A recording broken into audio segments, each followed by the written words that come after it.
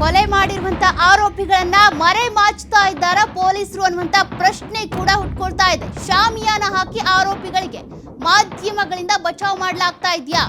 ಮಾಧ್ಯಮದವರ ಕಣ್ ತಪ್ಪಿಸೋದಕ್ಕೆ ಪೊಲೀಸರು ಈ ರೀತಿ ಕೆಲಸ ಮಾಡ್ತಿದ್ದಾರಾ? ಕೊಲೆ ಆರೋಪಿಗಳನ್ನ ಹಾಗಾದ್ರೆ ಮರೆ ಮಾಚ್ತಾ ಇರೋದಾದ್ರೂ ಯಾಕೆ? ಶಾಮಿಯಾನ ಹಾಕಿ ಆರೋಪಿಗಳಿಗೆ ಮಾಧ್ಯಮಗಳಿಂದ ಮರೆ ಮಾಚ್ತಾ ಇದ್ದಾರಾ? ಹಾಗಾದ್ರೆ ಮಾಧ್ಯಮದವರ ಕಣ್ ತಪ್ಪಿಸೋದಕ್ಕೆ ಪೊಲೀಸರು ಈ ನಡೆಯನ್ನ ಅನುಸರಿಸ್ತಾ ಇದ್ದಾರಾ ಅನ್ನುವಂತ ಪ್ರಶ್ನೆ ಕೂಡ ಈಗ ರೈಸ್ ಆಗ್ತಾ ಇದೆ. ಹಾಗಾದ್ರೆ ಈ ಎಲ್ಲಾ ಕೇಸ್ಗಳಲ್ಲೂ ಕೂಡ ಇದೇ ರೀತಿ ಮಾಡ್ತಾ ಹೋಗ್ತಾರಾ?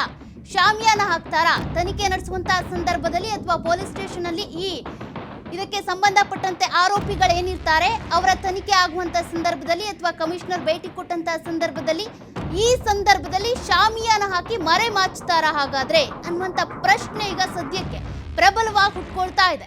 ಹಾಗಾದ್ರೆ ಶಾಮಿಯಾನ ಹಾಕಿ ಮರೆ ಮಾಚ್ತಿದ್ದಾರಾ? ಮಾಧ್ಯಮಗಳು ಕವರ್ ಮಾಡಬಾರ್ದು, ಮಾಧ್ಯಮಗಳಲ್ಲಿ ಬರಬಾರ್ದು ಅಂತ ಏನಾದ್ರೂ ಇಂತಹ ನಡೆಯನ್ನ ಅನುಸರಿಸಲಾಗ್ತಾ ಇದೆಯಾ? ಆರೋಪಿಗಳಿಗೆ VIP ಟ್ರೀಟ್ಮೆಂಟ್ ನೀಡ್ತಿದ್ದಾರಾ ಪೊಲೀಸರು? ನಿಷೇಧಾಜ್ಞೆ ಜಾರಿ ಮಾಡಿ ಆರೋಪಿಗಳಿಗೆ ಫುಲ್ ಸೆಕ್ಯೂರಿಟಿ ಕೊಡ್ತಾ ಇದ್ದಾರಾ? ಹಾಗಾದ್ರೆ ಇದೇನು ಹೈ ಪ್ರೊಫೈಲ್ ಕೇಸೇ ಆಗಿರ್ಬೋದು, ಆದ್ರೆ ಕೊಲೆ ಆರೋಪ ಹೊತ್ತಿದ್ದಾರಲ್ಲ, ಹಾಗಿದ್ಮೇಲೆ ಆರೋಪಿಗಳನ್ನ ಸೇಫ್ ಮಾಡೋದಕ್ಕೆ, ಸೆಕ್ಯೂರ್ಡ್ ಆಗಿಡೋದಕ್ಕೆ ಅಂತೇಳಿ 144 ಸೆಕ್ಷನ್ ಅನ್ನ 200 ಮೀಟರ್ ಸುತ್ತಳತೆಯಲ್ಲಿ ಅಂದ್ರೆ ಪೊಲೀಸ್ ಸ್ಟೇಷನ್ 200 ಮೀಟರ್ ವ್ಯಾಪ್ತಿಯಲ್ಲಿ ಜಾರಿ ಮಾಡಿದ್ದಾರೆ. ಜೊತೆಗೆ ಶಾಮಿಯಾನ ಹಾಕಿ ಕವರ್ ಮಾಡ್ತಾ ಇರೋದಾದ್ರೂ ಯಾಕೆ ಮರೆ ಮಾಚ್ತಾ ಇದ್ದಾರೆ ಅನ್ನುವಂಥ ಪ್ರಶ್ನೆಗಳು ಸಹಜವಾಗಿಯೇ ಮೂಡ್ತಾ ಹೋಗುತ್ತೆ. ಡೀಟೇಲ್ಸ್ ಕೊಡ್ತಾ ಇದ್ರು ಸಂತೋಷ್. ಈಗಾಗಲೇ ಶಾಮಿಯಾನ ಯಾಕೆ ಹಾಕಿದ್ದಾರೆ ಅನ್ನುವಂಥ ಪ್ರಶ್ನೆ ಈಗ ಸಹಜವಾಗಿಯೇ ಮೂಡ್ತಾ ಇದೆ. ಯಾಕೆಂದ್ರೆ ಆರೋಪಿಗಳನ್ನ ಮರೆ ಮಾಚೋದಕ್ಕೆ ಈಗ ಸ್ಟಾರ್ ನಟನೆ ಆಗಿರ್ಬೋದು, ಆದ್ರೆ ಆರೋಪ ಹೊತ್ತಿರುವಂತ ದರ್ಶನ್ ಏನಿದ್ದಾರೆ ಅವರನ್ನು ಮರೆ ಮಾಚೋದಕ್ಕೆ ಅಥವಾ ಆರೋಪಿಗಳನ್ನ ಸೆಕ್ಯೂರ್ಡ್ ಆಗಿಡ್ಬೇಕು ಅಂತ ಈ ರೀತಿ ಶಾಮಿಯಾನ ಹಾಕಿದಾರ ಅನ್ನುವಂಥ ಪ್ರಶ್ನೆ ಮೂಡ್ತಾ ಇದೆ. ಸಂತೋಷ್ ಡೀಟೇಲ್ಸ್ ಕೊಡ್ತಾ ಇದ್ರಿ. ಈಗಾಗಲೇ ನೀವಲ್ಲೇ ಪೊಲೀಸ್ ಸ್ಟೇಷನ್ ಹತ್ರ ಇದ್ದೀರಾ. ಶಾಮಿಯಾನ ಹಾಕ್ತಾ ಇರುವಂತದಕ್ಕೆ ಈಗ ನಿಜವಾಗ್ಲೂ ಕೂಡ ಪ್ರಶ್ನೆ ಅನುಮಾನ ಮೂಡ್ತಾ ಇದೆ. ಹಾಗಾದ್ರೆ ಮಾಧ್ಯಮಗಳಿಂದ ದೂರ ಇಟ್ಟು ಸೆಕ್ಯೂರ್ಡ್ ಆಗಿ ಆರೋಪಿಗಳನ್ನ ತನಿಖೆ ನಡೆಸೋದಕ್ಕೆ VIP ಟ್ರೀಟ್ಮೆಂಟ್ ಕೊಡೋದ್ರ ಮೂಲಕ ಅವರನ್ನು ಸೆಕ್ಯೂರ್ಡ್ ಮಾಡ್ತಿದಾರ ಅನ್ನುವಂಥ ಪ್ರಶ್ನೆ ಸಹಜವಾಗಿಯೇ ಮೂಡ್ತಾ ಇದೆ. ಈ ಶಾಮಿಯಾನ ಹಾಕಿರುವಂತ ಉದ್ದೇಶ ಆದ್ರೂ ಏನು ಅಂತ ಸಂತೋಷ್?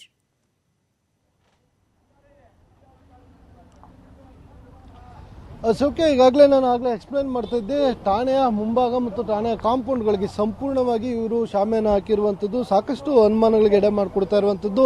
ಎಲ್ಲ ಒಂದು ಕಡೆ ಸ್ಟಾರ್ ನಟ ಅನ್ನೋ ಕಾರಣಕ್ಕಾಗಿ ಇವರು ಈ ರೀತಿಯಾಗಿ ರಾಯಲ್ ಟ್ರೀಟ್ಮೆಂಟ್ ಅನ್ನು ಕೊಡ್ತಾ ಇದ್ದಾರೆ ಅನ್ನೋದು ಇಲ್ಲಿ ಎಲ್ಲರಿಗೂ ಕೂಡ ಪ್ರಶ್ನೆ ಆಗ್ತಾ ಇರುವಂಥದ್ದು. ಅಂದ್ರೆ ಯಾವುದೇ ಒಂದು ಪ್ರಕರಣದಲ್ಲಿ ಆರೋಪಿಗಳನ್ನು ಕರ್ಕೊಂಡ್ಬಂದಾಗ ಆ ಪ್ರಕರಣದ ಪ್ರಮುಖ ಆರೋಪಿಗಳಾಗಿರುತ್ತೆ. ಇದು ಕೊಲೆ ಪ್ರಕರಣದ ಆರೋಪಿಗಳಿಗೆ ಅನ್ನಪೂರ್ಣೇಶ್ವರ ನಗರ ಪೊಲೀಸರು ಮತ್ತೆ ಏನು ಇಲ್ಲಿ ಇರುವಂತ ಕಾಮಾಕ್ಷಿ ಪಾಳ್ಯ ಪೊಲೀಸರು ಇರ್ಬೋದು ರಾಯಲ್ ಟ್ರೀಟ್ಮೆಂಟ್ ಅನ್ನು ಕೊಡ್ತಾ ಇರುವಂತದ್ದು. ಪೊಲೀಸ್ ಠಾಣೆಯ ಒಳಗೋಗ್ಲಿಕ್ಕೆ ಯಾರು ಕೂಡ ಜನಸಾಮಾನ್ಯರು ಹೋಗುವಂತಿಲ್ಲ, ಕಂಪ್ಲೇಂಟ್ ಕೊಡ್ಲಿಕ್ಕೆ ಯಾರನ್ನ ಇವರು ಸಂಪರ್ಕವನ್ನು ಮಾಡ್ತಿಲ್ಲ, ಒಳಗೋಗಕ್ಕೆ ಅವಕಾಶನೇ ಇಲ್ಲ. ಸೊ 2 ಹಂತದಲ್ಲಿ ಶಾಮಿಯಾನಗಳನ್ನು ಹಾಕೊಂಡಿರುವಂತದ್ದು ನಾವು ದೃಶ್ಯಗಳಲ್ಲಿ ನೋಡಬಹುದು. ಒಂದು ಠಾಣೆಯ ಒಳ ಹೋಗ್ಲಿಕ್ಕೆ ಬೇಕಾಗಿರುವಂತಹ ಮುಂಬಾಗಿಲಿಗೂ ಕೂಡ ಅಡ್ಡಲಾಗಿ ಇವರು ಶಾಮಿಯಾನವನ್ನು ಕಟ್ಟಿರುವಂತದ್ದು, ಇನ್ನೊಂದು ಗೇಟ್ ಮತ್ತೆ ಕಾಂಪೌಂಡ್ ನ ಸುತ್ತ ಕಟ್ಟಿರುವಂತದ್ದು ನಾವು ದೃಶ್ಯಾವಳಿಗಳಲ್ಲಿ ನೋಡಿದ್ರೆ ನಿಮ್ಗೆ ಗೊತ್ತಾಗುತ್ತೆ. ಕಾಂಪೌಂಡಿನ ಮೇಲೆ ಇರುವಂತದ್ದು ಒಂದು ಮುಳ್ಳು ಬೇಲಿಯನ್ನು ಕೂಡ ಮಾಡ್ಕೊಂಡಿದ್ದಾರೆ, ಅದಕ್ಕೂ ಸೇರಿಸಿ ಇವರು ಒಂದು ಶಾಮಿಯಾನವನ್ನು ಕಟ್ಟಿರುವಂತದ್ದು. ಅಂದ್ರೆ ಇಲ್ಲಿ ಅನುಮಾನ ಕಾಡ್ತಿರೋದಿಷ್ಟೇ, ಕೊಲೆ ಆರೋಪಿಗಳಿಗೆ ಇಷ್ಟೆಲ್ಲ ಮಾಡಬೇಕಾ? ಯಾರೇ ಆದ್ರೂ ಆರೋಪ ತಪ್ಪು, ಯಾರೇ ಮಾಡಿದ್ರು ಕೂಡ ತಪ್ಪೇನೆ. ಆದ್ರೆ ಇಲ್ಲೆಲ್ಲೋ ಒಂದು ಕಡೆ ಇವರು ಇಡೀ ಗ್ಯಾಂಗಿಗೆ ಇಲ್ಲಿನ ಪೊಲೀಸರು ಕೊಡ್ತಾ ಇರುವಂತಹ ರಾಯಲ್ ಟ್ರೀಟ್ಮೆಂಟ್ ಅನ್ನು ನೋಡಿದ್ರೆ ಹಲವು ಅನುಮಾನಗಳು ಬರ್ತಾ ಇರುವಂತದ್ದು. ಯಾವ ಕಾರಣಕ್ಕಾಗಿ ಈಗ ಮಾಡ್ತಿದ್ದಾರೆ ಅಂತ. ಮತ್ತೆ ಬಂದಂತ ಜನರು ಕೂಡ ಪೊಲೀಸ್ ಅವ್ರನ್ನ ಬೈಕೊಂಡು ಹೋಗ್ತಾ ಇರುವಂತದ್ದು. ಒಂದು ಕಂಪ್ಲೇಂಟ್ ತೆಗೆದುಕೊಳ್ಳಿಕ್ಕೆ ಆಗೋಲ್ಲ ಇವರಿಗೆ, ನಾವು ಇಲ್ಲಿ ಯಾರನ್ನ ಭೇಟಿ ಮಾಡಬೇಕು ಅಂತ. ಅದರ ಜೊತೆಗೆ ಇಲ್ಲಿ ಯಾರು ಕೂಡ ಗುಂಪಾಗಿ ಸೇರಬಾರ್ದು ಅಂತ ಹೇಳಿ ಪೊಲೀಸ್ ಠಾಣೆಯ ಸುಮಾರು 200 ಮೀಟರ್ ಅಷ್ಟು ದೂರಕ್ಕೂ ಕೂಡ ಇವರು ಒಂದು 144 ಸೆಕ್ಷನ್ ಹಾಕಿರುವಂತದ್ದು. ಅದರ ಜೊತೆಗೆ 4 KSRPಗಳನ್ನು ಕೂಡ ಇಲ್ಲಿ ನಿಲ್ಲಿಸ್ಕೊಂಡಿದ್ದಾರೆ. ಇವರು 144 ಸೆಕ್ಷನ್ ಜಾರಿ ಮಾಡಿ KSRP ಇಟ್ಕೊಂಡು ಇವರು ಅದನ್ನು ಜಾರಿ ಮಾಡಬೇಕಾದ ಅವಶ್ಯಕತೆ ಇದೆಯಾ? ಅಷ್ಟೊಂದು ಜನ ಇಲ್ಲಿ ಬರ್ತಾರ ಅನ್ನೋದು ಕೂಡ ಪ್ರಶ್ನೆ ಇರುವಂತದ್ದು.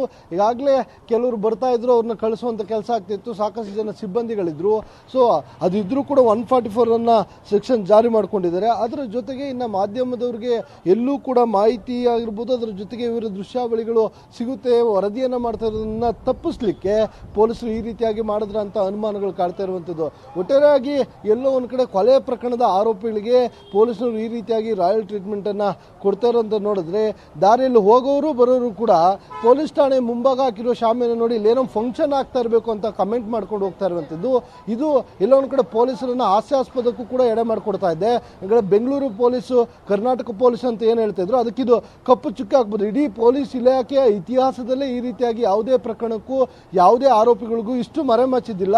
ಆದರೆ ಈ ಪ್ರಕರಣದಲ್ಲಿ ಪೊಲೀಸರು ಅಷ್ಟು ಮರೆಮಾಚಿರುವಂಥದ್ದು ಸಾಕಷ್ಟು ಪ್ರಶ್ನೆಗಳೇ ಮತ್ತು ಅನುಮಾನಗಳಿಗೆ ಎಡೆ ಮಾಡಿಕೊಡ್ತಾ ಇರುವಂಥದ್ದು. ಸೌಖ್ಯ ಸಂತೋಷ್, ನೀವು ಹೇಳ್ತಾ ಇದ್ರಿ ಮಾಧ್ಯಮದವರಿಗೆ ಎಂಟ್ರಿ ಕೊಡಬಾರ್ದು ಅಥವಾ ಮಾಹಿತಿ ಅವರು ರವಾನೆ ಮಾಡಬಾರ್ದು ಅಥವಾ ಇಲ್ಲಿ ಅಪ್ಡೇಟ್ಸ್ ಕೊಡಬಾರ್ದು ಅನ್ನುವಂಥ ಕಾರಣಕ್ಕೆ ನಮ್ಗೆ ಎಂಟ್ರಿ ಇಲ್ಲ ಅಂತ. ಇದು ಮಾಧ್ಯಮದವ್ರ ಕತೆ. ಆದರೆ ಇನ್ನೊಂದು ಕಡೆಗೆ ಸಾರ್ವಜನಿಕರು ಕೂಡ ಅಲ್ಲಿ ಬಂದು ಕಂಪ್ಲೇಂಟ್ ಕೊಡೋದು ಕೂಡ ಆಗ್ತಿಲ್ವಂತೆ, ಬಂದವ್ರನ್ನ ಓಡಿಸ್ತಿದ್ದಾರಂತೆ. ಹಾಗಾದ್ರೆ ಇದೇನು ಸೀಮೆಗಿಲ್ದೇ ಇರೋ ಕೇಸ ಅಂತ, ದರ್ಶನ್ಗೆ ರಕ್ಷಣೆ ಕೊಡೋದಕ್ಕೆ ಅಂತ ಕಮಿಷನರ್ ನಿಂತ್ರ ಅನ್ನುವಂಥ ಪ್ರಶ್ನೆ ಕೂಡ ಈಗ ದಟ್ಟವಾಗ್ತಾ ಇದೆ. ಹಾಗಾದ್ರೆ ಈಗ ಕಮಿಷನರ್ ಅಲ್ಲಿ ಹೋಗಿರುವಂಥದ್ದು ಅಲ್ಲಿ ಕೇಸ್ಗೆ ಸಂಬಂಧಪಟ್ಟಂತೆ ಮಾಹಿತಿ ಪಡ್ಕೊಳ್ಳೋದಕ್ಕೆ, ಆದರೆ ಇನ್ನೊಂದು ಕಡೆ ಆಗ್ತಾ ಇರುವಂಥದ್ದು ಆರೋಪಿಗಳನ್ನ ರಕ್ಷಣೆ ಮಾಡೋದಕ್ಕೆ ಇಷ್ಟೆಲ್ಲ ಒಂದಷ್ಟು ರಕ್ಷಣಾತ್ಮಕ ತಂತ್ರಗಳನ್ನ ಪ್ರಯೋಗ ಮಾಡ್ತಿದ್ದಾರಂತ. ಜನಸಾಮಾನ್ಯರು ಕಂಪ್ಲೇಂಟ್ ಕೊಡೋದಕ್ಕೆ ಬಂದ್ರು ಅಂತ ಅಂದ್ರೆ ಯಾಕೆ ಬಿಟ್ಕೊಳ್ತಾ ಇಲ್ಲ? ಇದೇನು ಸ್ಟೇಷನ್ ದರ್ಶನ್ ಅವ್ರದಾ ಅಂತ?